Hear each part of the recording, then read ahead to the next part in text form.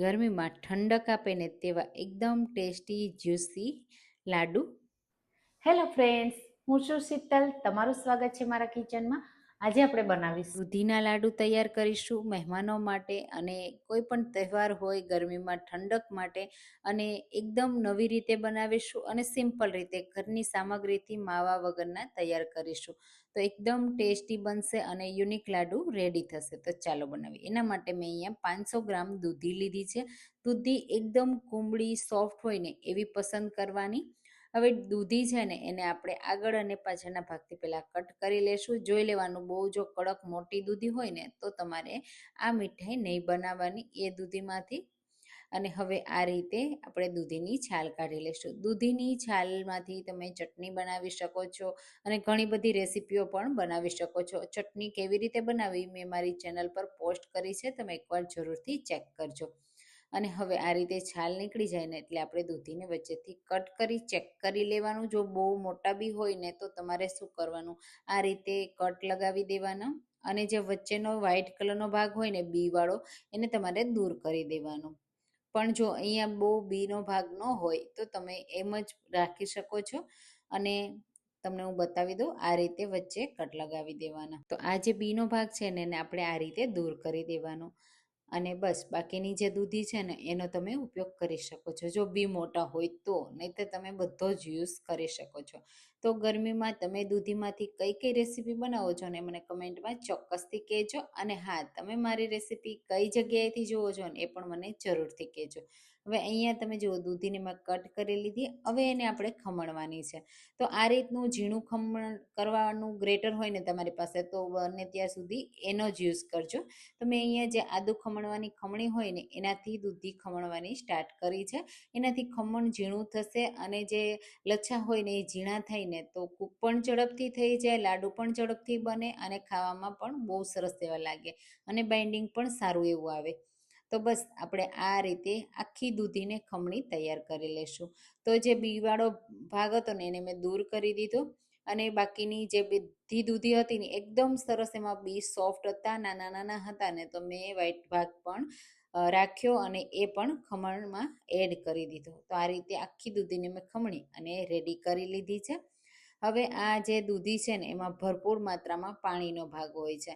તો આ જે પાણી છે ને એને આપણે થોડું, એટલે કે 50% જેવું થોડું દૂર કરી દેશું.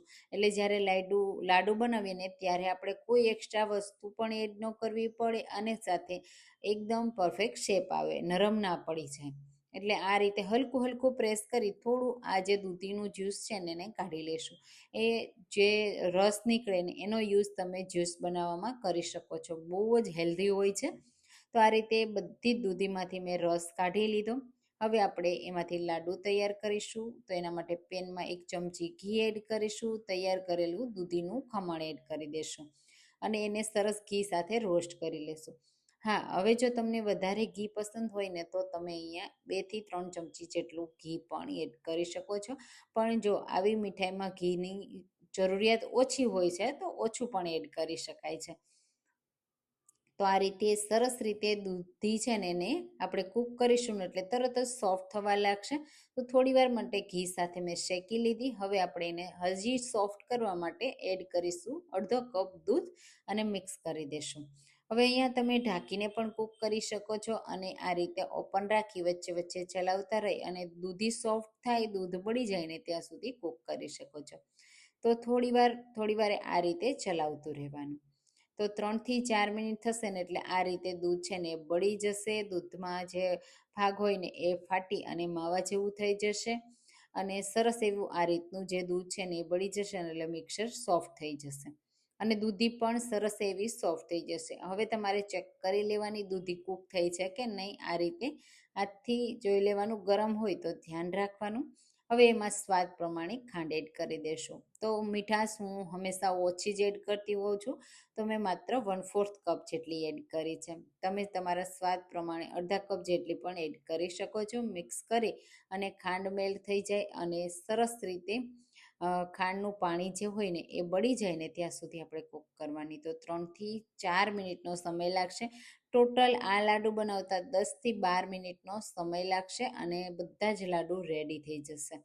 આ રીતે તમે જુઓ, ખાંડ મેલ્ટ થઈ ગઈ, એનું પાણી બધું હવે બળવા આવ્યું છે ઓલમોસ્ટ, અને કલર પણ દૂધીનો સરસ એવો આવી ગયો છે. તો હજી જો તમારે દૂધીનો કલર એકદમ ગ્રીન જેવો લાવવો હોય ને તો થોડો ગ્રીન ફૂડ કલર એડ કરી દેવાનો. હું અહીંયા એકદમ થોડો એડ કરું છું, થોડો લાઇટ કલરના લાડુ બને ને એટલા માટે. જો તમને ડાર્ક કલર પસંદ હોય તો થોડો વધારે એડ કરવાનો. મિક્સ કરી દેશું. જેમ જેમ મિક્સ કરશું ને એટલે સરસ એવો ગ્રીન કલર આવી જશે અને બધો મિક્સ થઈ જશે આ રીતે. અને મિક્સર પણ આ સમયે ડ્રાય થઈ ગયું છે. તો હવે લાડુ સરસ એવા વડે બાઇન્ડિંગ આવી જાય એના માટે આપણે એડ કરીશું 1/4 કપ ડેસિકેટેડ કોકોનટ અને 1/4 કપ મિલ્ક પાવડર. એનાથી એકદમ રીચ, ક્રીમી અને ઝડપથી લાડુ રેડી થઈ જશે અને ખાવામાં પણ બહુ સરસ એવા લાગશે. મિક્સ કરી દેશું. તરત જ ગરમ ગરમ હોય ને ત્યારે જ મિક્સ કરવાનું. અને મિક્સ કરતી વખતે ખાસ ધ્યાન રાખવાનું, જો મિલ્ક પાવડર તમે વધારે લેતા હોય, ક્વોન્ટિટી વધારે બનાવતા હોય ને, તો જ્યારે મિલ્ક પાવડર હોય ને એને તમારે એક બોલમાં લઈ લેવાનો, 1 ચમચી ઘી એડ કરી દેવાનું અને ઘી સાથે મિલ્ક પાવડરને પહેલાં મિક્સ કરી લેવાનો. આવું કરવાથી બિલકુલ મિલ્ક પાવડરમાં લમ્સ નહીં બને. કોઈ પણ મીઠાઈમાં મિલ્ક પાવડર એડ કરતી વખતે જો તમે એ પ્રોસેસનું ધ્યાન રાખો ને તો મિલ્ક પાવડરમાં ક્યારેય ગાંઠા ના પડે. હવે આ રીતે સરસ મિક્સ થઈ ગયું. તમે જુઓ મિક્સર પણ એકદમ હાર્ડ થઈ ગયું છે.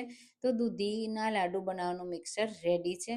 નીચે ઉતારી લેશું અને એને ઠંડુ કરવા એક પ્લેટમાં લઈ લેશું.